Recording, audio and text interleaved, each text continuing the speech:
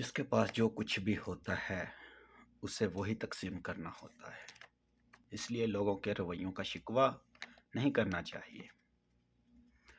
یہ ضروری نہیں کہ ہر کسی کی جولی پیار، محبت، خلوص، اپنائیت اور بے غرضی کے موتیوں سے بڑی بڑی ہو۔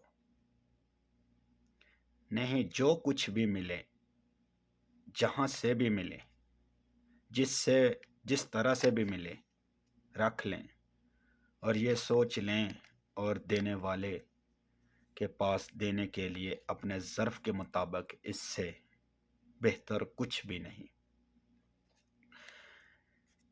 کس سے جو میری الفت کے مرقوم ہیں سارے،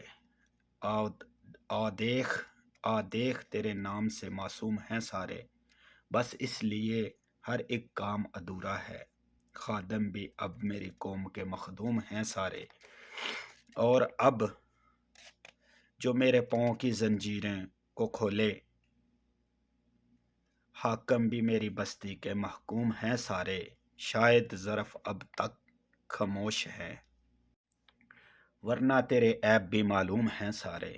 اور ہر جرم میری ذات سے منسوب ہے محسن، کیا میرے سوا اس شہر میں معصوم ہیں سارے، کس سے جو میری الفت کے مرقوم ہیں سارے، آ دیکھ تیرے نام سے معصوم ہیں سارے۔